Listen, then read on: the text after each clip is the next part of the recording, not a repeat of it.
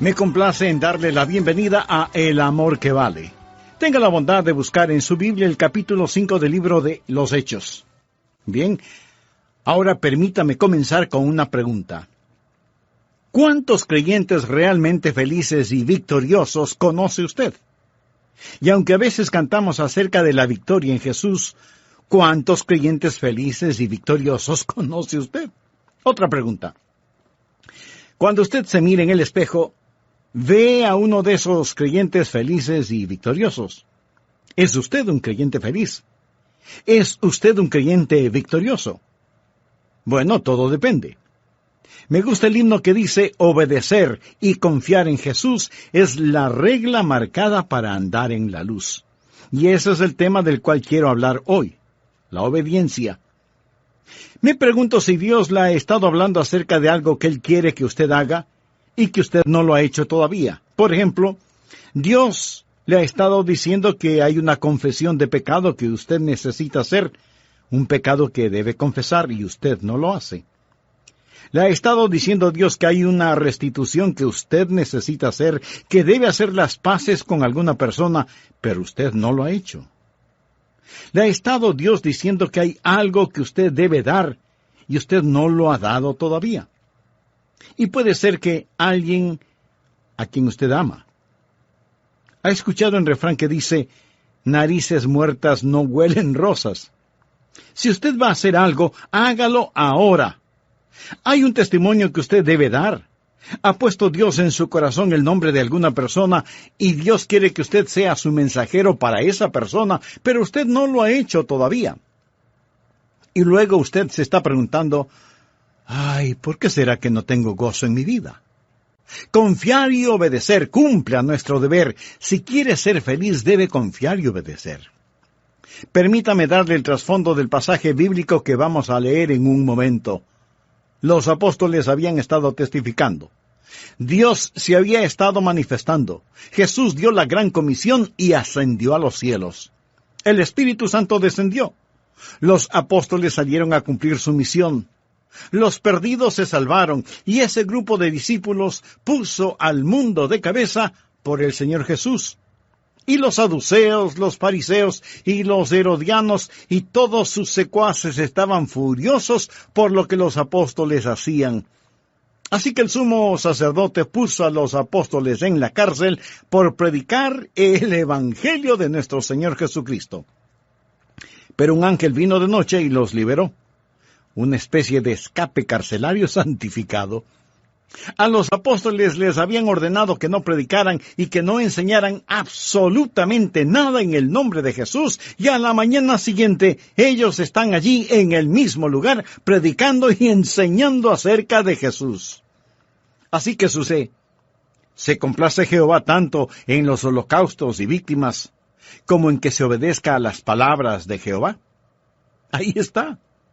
No hay forma de que usted pueda venir hoy y trate de comprar a Dios, de sobornar a Dios. Y si usted está pensando, bueno, yo di una gran ofrenda para el Señor. Mi amigo, recuerde que Dios no quiere sus sacrificios, Dios quiere su obediencia. Ciertamente, el obedecer es mejor que los sacrificios y el prestar atención que la gordura de los carneros. Esto tiene que ver con el ofrecimiento de los mejores animales en el altar. Pero escuche lo que dice el versículo 23 de Primera de Samuel 15, porque como pecado de adivinación es la rebelión, y como ídolos e idolatría la obstinación. Aquí Dios está diciendo a qué se parece la desobediencia. Si usted es un creyente desobediente, mire a lo que se parece la desobediencia. Primero es como hechicería. ¿Está usted desobedeciendo lo que Dios le ha dicho que haga? Entonces tengo que decirle que usted está practicando una forma de hechicería. Por supuesto, usted no está pensando que practica adivinación, pero la desobediencia le pone en el mismo equipo que Satanás. Y eso es lo que hizo al diablo, su rebelión contra la voluntad de Dios. Así, desobediencia es hechicería, y muy pronto Saúl, quien desobedeció al Señor, estuvo consultando a una hechicera de acuerdo al relato bíblico. Segundo, la desobediencia no solo es como adivinación o hechicería, sino también es como ídolos. Desobediencia es poner el puño cerrado en el rostro de Dios. Es como decir, Dios, no tu voluntad, sino la mía será hecha. Puede ser algo pequeño, pero la desobediencia sobre algo, y murió sobre una cruz. Amigo, mire hacia el Calvario, el sangriento Calvario, y dígame si usted tiene derecho a desobedecer. Es un deber que debe ser cumplido, es una deuda que debe ser pagada. Tercero, obediencia es una delicia que debe ser preferida. No piense que la voluntad de Dios es algo que usted tiene que hacerla. Dios nunca se la va a imponer por la fuerza. Es algo que usted debe querer hacerlo. Y cuando usted aprende a obedecer, entonces va a aprender lo que significa el gozo de la vida cristiana. No existe tal cosa como un creyente desobediente feliz. Esa es una contradicción de términos. Leamos Hechos 5:41. Y ellos salieron de la presencia del concilio, gozosos de haber sido tenidos por dignos de padecer afrenta. Y usted me responde, no hay nada que Dios no pueda hacer. Permítame decirle que usted está equivocado. Le diré algunas cosas que Dios no puede hacer. Recuerde que estamos hablando de que la obediencia es una decisión. Le diré 6 cosas que Dios no puede hacer. Primero, porque es Dios omnipotente, Él no puede fallar. Leamos lo que nos dice el apóstol Pablo en Efesios 1:11. Conforme al propósito del que hace todas las cosas según el designio de su voluntad. Por lo tanto, es imposible que Dios pueda fallar. Segundo, es imposible para Dios hacer lo malo.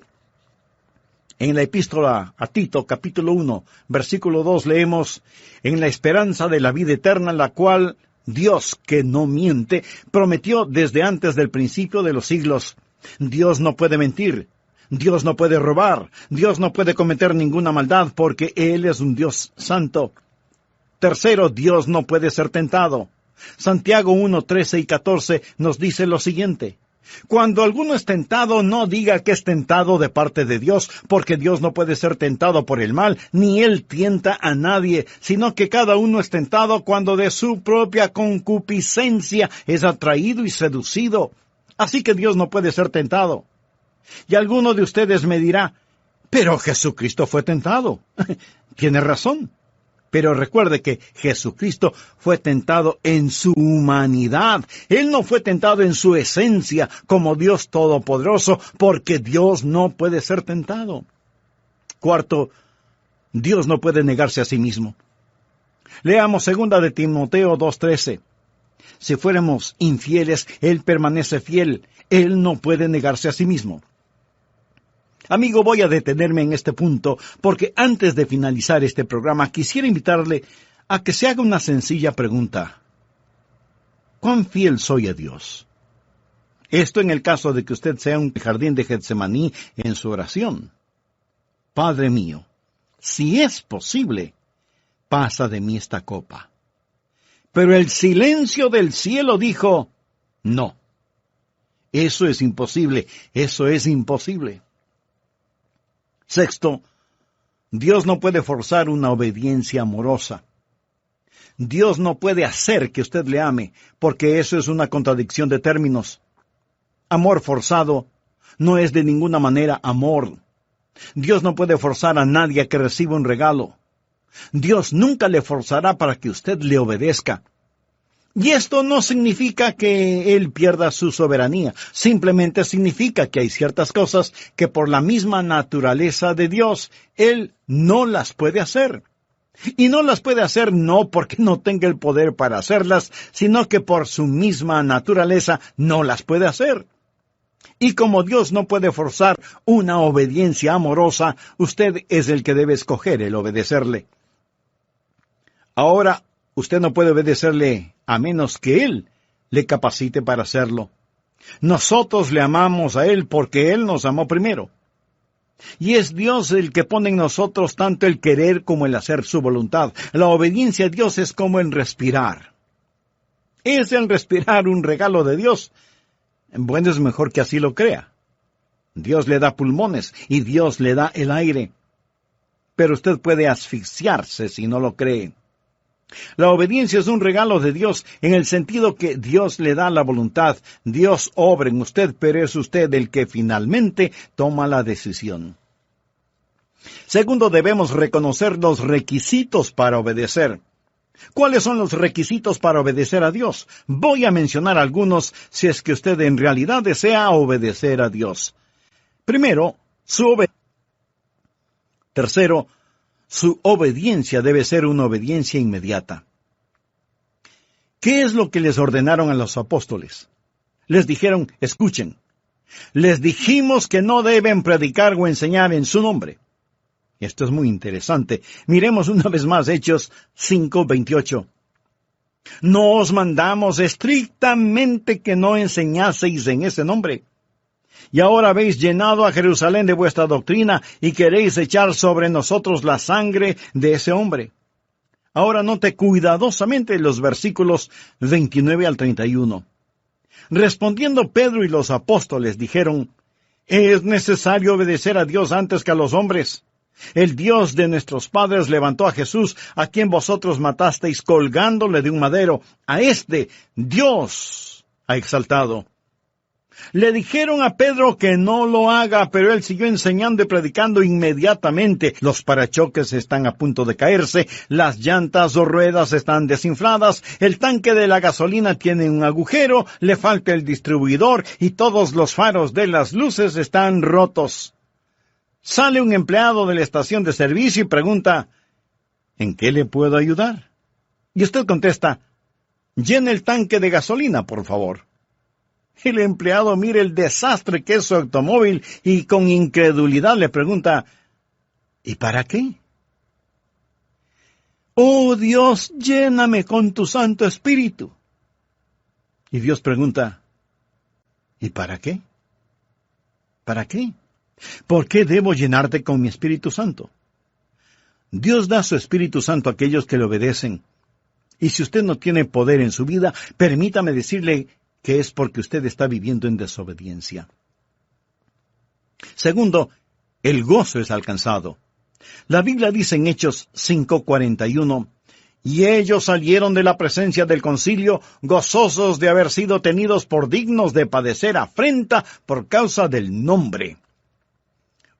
Usted será un creyente gozoso cuando obedezca al Señor. Creyentes desobedientes no son creyentes gozosos. Y necesitamos más creyentes llenos de gozo. Cuando obedecemos, recibimos el Espíritu. Cuando obedecemos, alcanzamos el gozo. Tercero, cuando obedecemos, el Evangelio es creído. Veamos el contenido del versículo 42 de Hechos 5. Y todos los días en el templo y por las casas no cesaban de enseñar y predicar a Jesucristo.